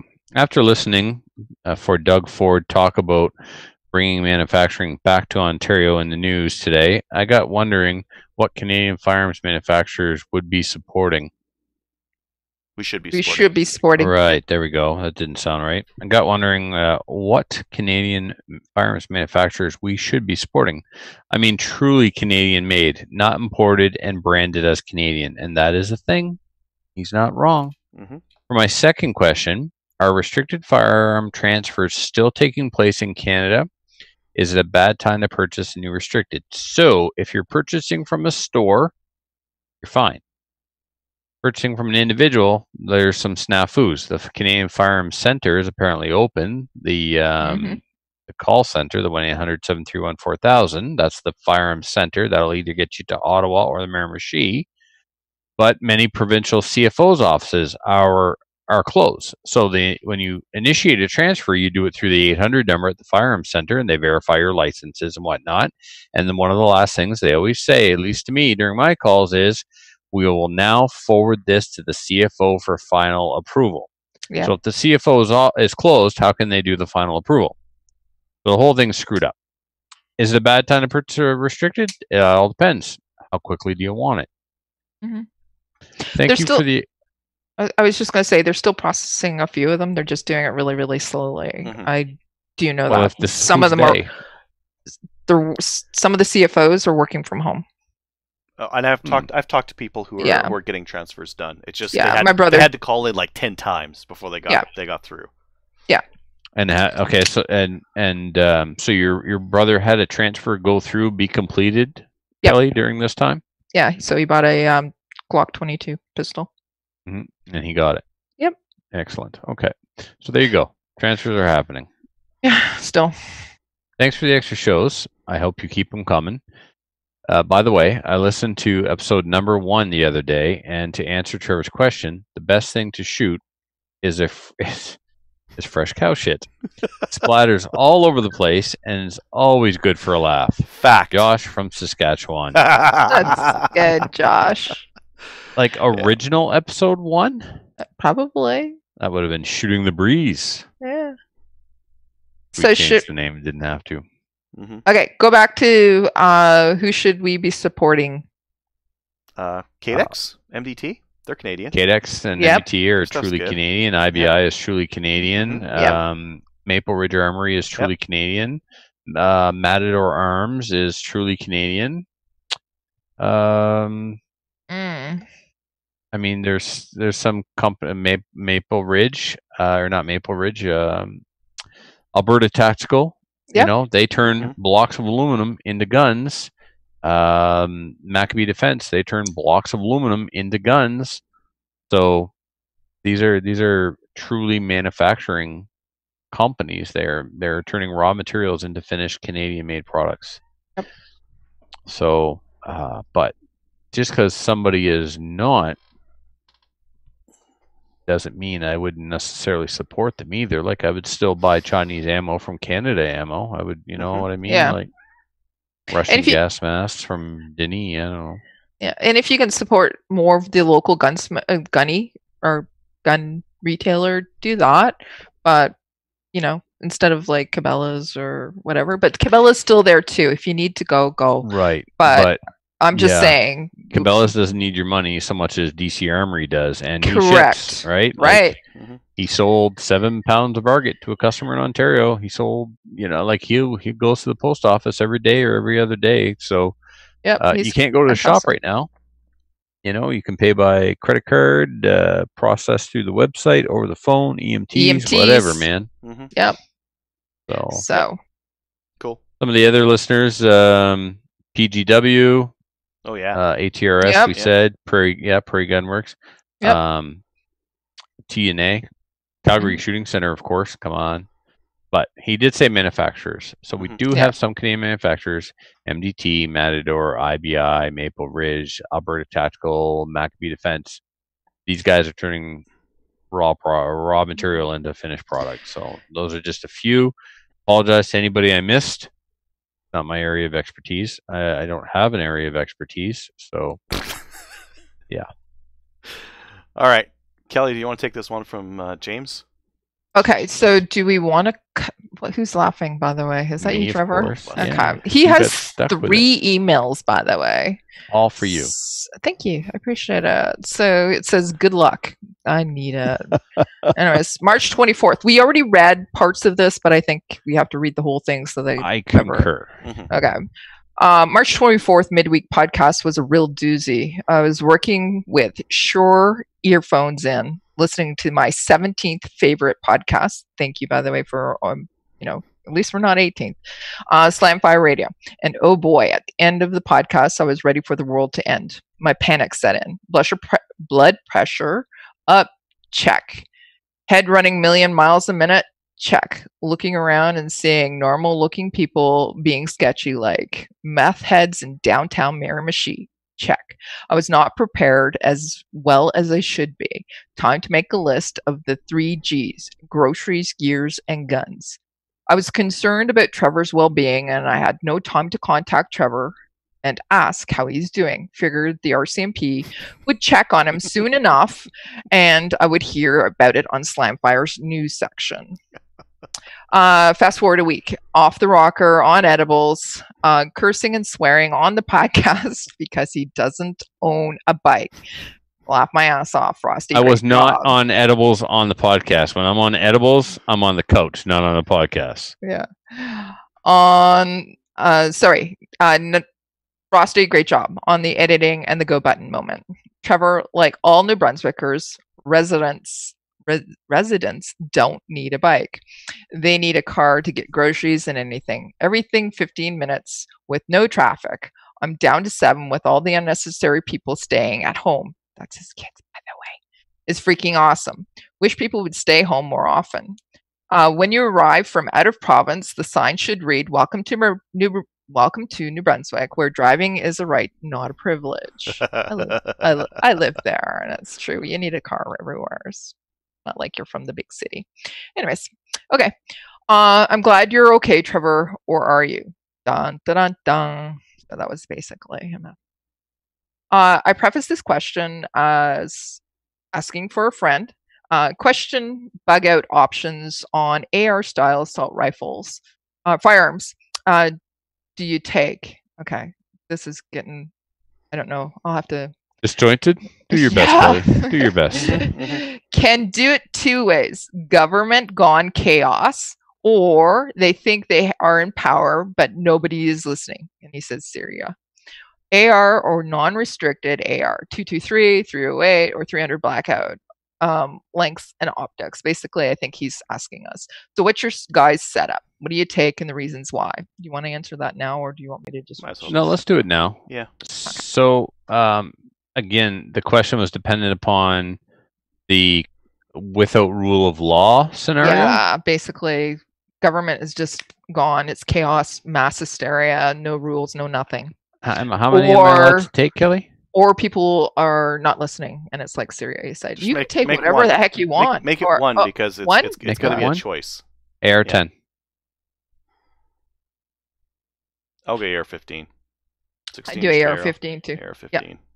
Because I can carry more ammo, and it'll do a deer. Yep. And I have more mags. Yep. That's lighter. I think it's lighter. I don't know. I should weigh mine. Mine's probably heavier, actually. What do you have? What do you have on your AR-10? I have a 19-inch. It's a Viper PST Gen 2 5-25 first focal plane illuminated reticle. Up close, a little sketchy, but I don't want anybody to be close to me. No. They can still hit them if they're up close. So just 10 rounds is 10 rounds. Yeah. I don't have a ton of mags, But like my AR-15, they're all 10-round mags. Actually, I don't have any 5-round pin mags for this. I have plenty of 5-round pin mags for my AR-15s. You also don't have a chest rig that'll work with your AR-10 because the mags are too right, big. I don't. This is why I want to take 2 guns. I want an AR-15. Okay, there it is. Screw you. It's like 5 guns. Dude, I got a Glock 17 on my hip. Mm-hmm. I got an FX9 that uses what? Glock mags. Same ammo as the Glock 17. You see a little on here? Yeah. Right? Then I want the AR-10 that I'm building, or the AR-15 rather than I'm building. Actually, no, I think I would go with my modern sporter because of the optic and the lightweight. So I've got the AR-10, the modern sporter, the FX9, and the Glock. Oh, and my 590A1. Those would be the last guns I ever get rid of. That's a lot. I would just take this one right here, and I'd be done.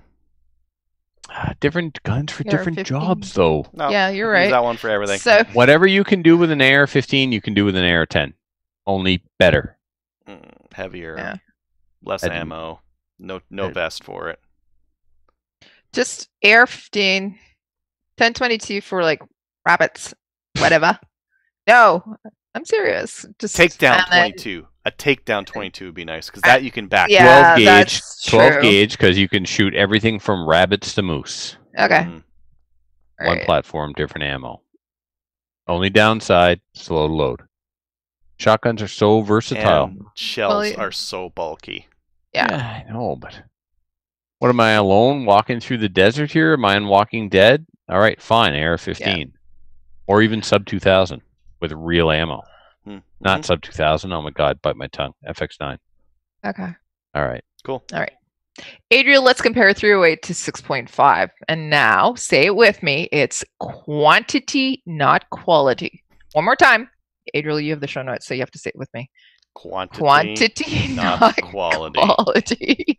Case in point, the Mach 31, Trevor Skippy sub MOA steps to make more ammunition for just in case. Okay, can you explain that? What does that mean? Trevor was skipping some of his steps because he he was mentioning it on one of the last podcasts. He's reloading, but he's not uniform with primer holes. He's just right. It out.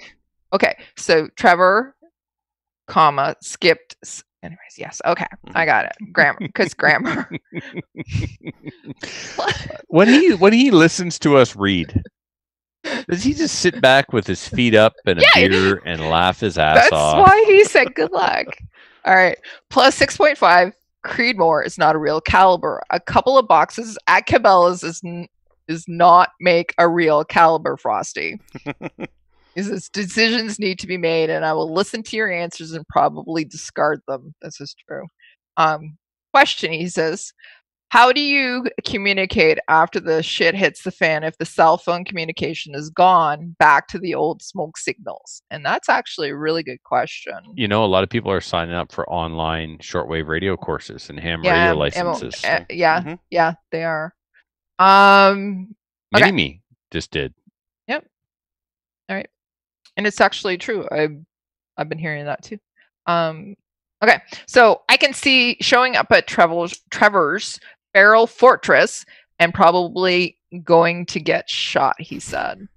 He will use the 3 S's on me. Shoot, shovel, and shut up. Write that down, by the way. Thanks. There is actually a code for approaching my place during a without rule of law to ensure you don't get shot. McClatchy knows it. We were having a conversation the other night. If he has to, he's going to bug out here. Yeah. And he immediately said, and I will do this upon approach. I'm like, oh, dude, you remembered. Good for you. I brought the scotch. Yeah, you're in. Yep. The Cubans, the ammo, and the scotch. I have cigars and scotch. Let me in. I smoked my last cigar today. It was a Cuban from Muffin. And so now I don't care. Even if you have you have a temperature, I don't care. You can come in with cigars. All right. It says, P.S. Check out the Quick Dick McDick on YouTube, a Saskatchewan farmer that will give you a toonie's worth of advice because 2 cents does not really go that far today. And look up the difference between Saskatchewan Yank and the Saskatchewan Tug. Cheers James B. Risk all right. Click. Not going to look up any of those things. No, we're not going to do that. So email number 2, it says, I found the episode that Matthew told us that he wanted to quit. That's quit, by the way. And it's all your fault, Trevor. Within the first 2 minutes, you started him down the path. Shame on you. It's episode Armed and Responsible. Reasonable. I think this reasonable.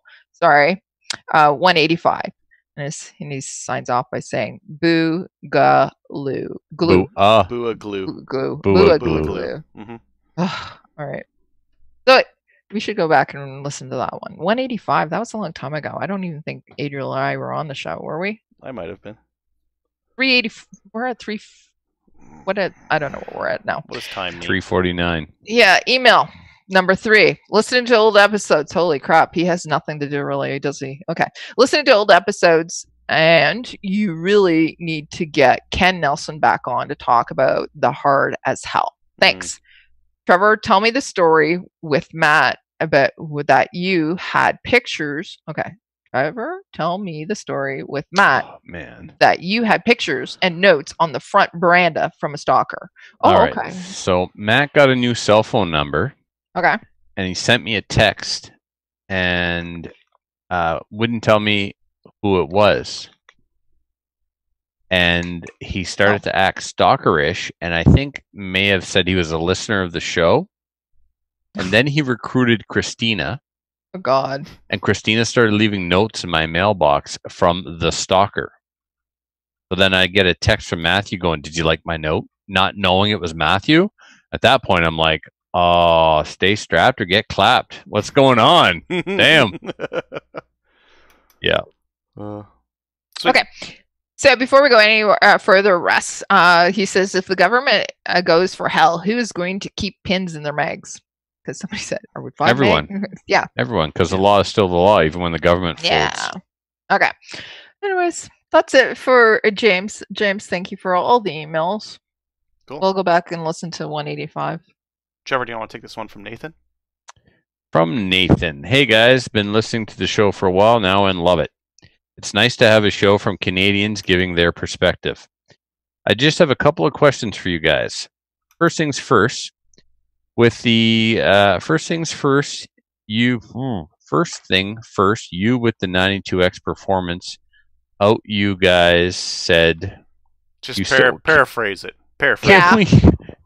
Can we try and edit these before we copy and paste them? That's what we used to do in CRR. It's funnier this way? Okay. All right. First things first. With the 92X performance out, you guys said you still said you wouldn't use a Beretta for competition. And right. I would like to know how come there have been some amazing shooters who have been using Berettas for competition for years, and for good reason. They're very accurate. They're reliable, and they're a nice soft shooting gun. So why wouldn't you use a Beretta? Or if you had to, what would you do to it to make it better? All right. So some of the pro shooters are using it because they're getting paid. Mm-hmm. So there's that. And you could stick anything in their hands and they would probably do awesome. Right. Why wouldn't I use it? Because for production, you're taking a duty gun, you're taking an F-150 and trying to turn it into Dale Earnhardt's NASCAR race car. Or you could just go buy Jeff Gordon's race car. Right. Yeah, it's a duty gun that they're trying to turn into a race gun. There are factory-made race guns. That's why I wouldn't use it. I think the Berettas are just too expensive. Okay. If I can get a Shadow 2 for $1,200 new, why would I pay $2,000 for a Beretta 92X? Excellent point. They've done a lot. So what would I do if I did shoot one? Well, I would replace the springs to give it a better trigger pull, and I would do all the changes to the sights and ergonomics that they have done. But it would still have yes, it's accurate. Yes, it's reliable.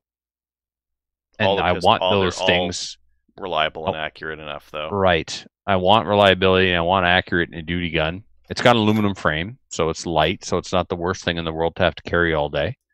Great carry gun. I would carry one. I'd carry one. I'd carry the hell out of one. I have no problem carrying a Beretta. But for competition, I wouldn't use it because there are better alternatives for less money. Second question. I live in the southern Ontario, and for deer season, we are only allowed to use shotgun. So I was kind of looking at getting a bolt-action shotgun. I heard that they are more accurate and can shoot further. Both wrong. So the accuracy has nothing to do with the action. How far they can shoot has to do with the type of ammunition that you select. So I was wondering if you guys know if this is true. No, it's not.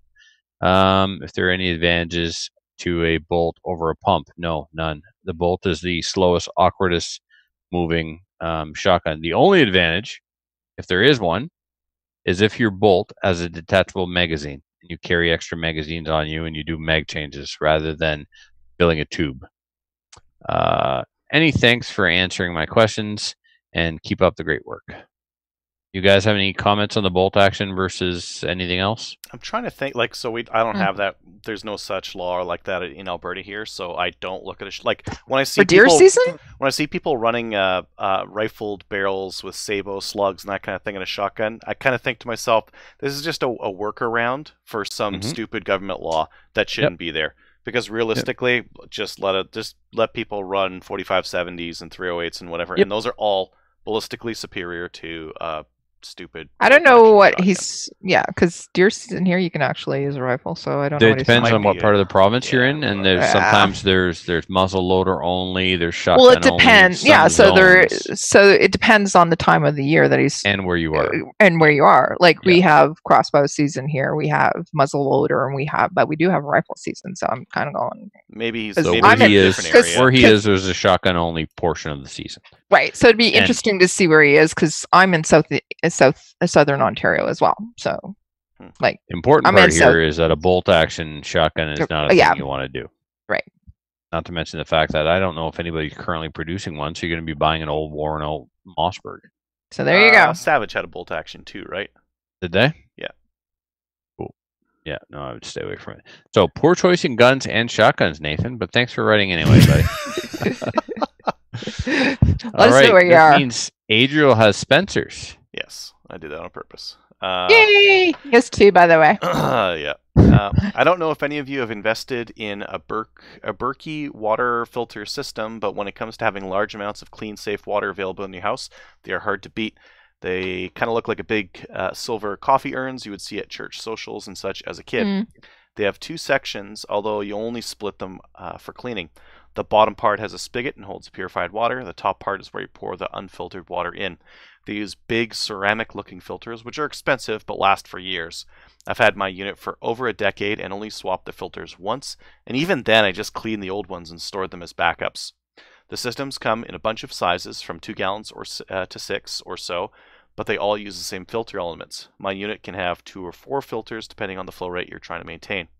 I've had mine for about 10 years now, and I use it every day for my drinking water. It just sits next to the sink, and I keep it filled with a sprayer hose. In an emergency, I could also put the pure unfiltered water from the pond down the street through it and just get just as good as water. That would clog the filters faster, though, unless I pre-filtered it through cheesecloth or coffee filters. I do have some water storage, so I probably should use that first before heading down to the pond with a bucket, but it works that well. Anything that filtered through it would be safe to drink. That's it for now. Hope everyone is well. Spencer. P.S. We need to have Owen back on. I bet Comfrey cures coronavirus. Number 2. Hey guys, hope you're all well. The last few episodes you guys were talking about PC games, and I really had to I had to put my 2 cents in. From what I'm hearing, Adriel seems to game like a 14-year-old, running around a shared battlefield like a loon, shooting Russian 12-year-olds in the face. Yeah. Not that there's anything wrong with that, but it's hardly the peak of PC gaming experience. I have 2 games for you that are both apocalypse themed and require thought and skill, not just the reflexes of a tween. The first one is probably my favorite game of all time, Fallout New Vegas. The whole Fallout franchise is set in a sort of alternative history version of the world that looks like what you'd see in 1950s science fiction magazine.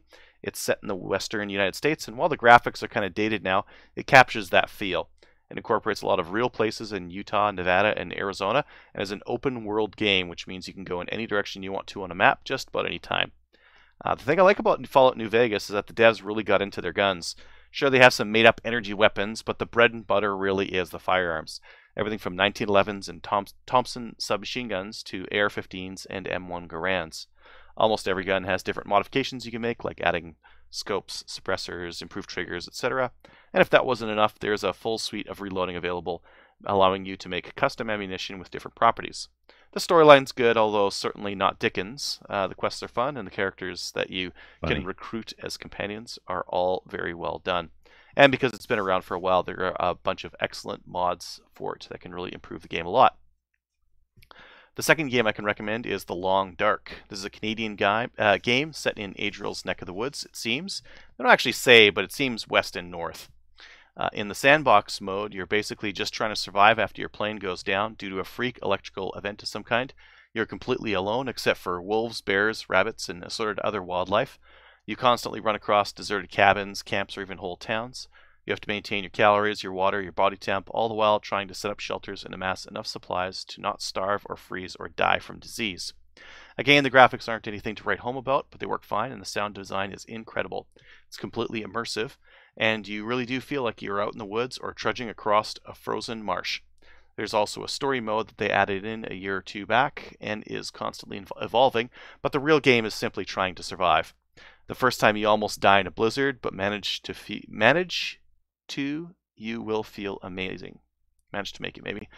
One note, though, when you die in this game, it's over. You start over all again from scratch. That's not as bad as it sounds, just because, like any newbie trapped out in the Arctic without supplies, tools, or even decent clothes, you'll die a lot in the beginning. When you finally get to the point when you can have a permanent shelter, a stock of food and water, and your trusty Enfield, you will feel like you accomplished something. And you did. So rather than spending your first pandemic getting domed by rabid 12-year-olds from foreign places, spend some time in either post-apocalypse Las Vegas or post-rapture Canada. Trust me, you'll have a lot more fun. Spencer. P.S. Trevor, drones are cool. RC cars? Really? Sorry, Yes, Trevor, really. drones are cool. RC cars? Really? Yes. Really? Drones are cool. I would put They are both of cool. them in the same category. Drones and RC, they're all remote control, electronic, drive them around kind of things, right? Yes, that's exactly how it works. That's called remote control. That's the RC part, yeah. What happens if shit hits the fan and all radio? Like, we're not having any cell phone. What happens with Cards, puzzles, 1,000-piece puzzles, crack them out. If you'd like to email the show, and send an email to slamfireradio@gmail.com. Podcast app reviews, we don't have any new one of those, but if you'd like to, head on over to your podcast app of choice and give us a review there. Helps the show get found. Patreon supporters, if you'd like to help support the show and help us get more shows out to you, head on over to patreon.com/slamfireradio, or you can hit the link up on our website and help us out with funding for the show, and we'll use it for cameras and microphones and that kind of stuff.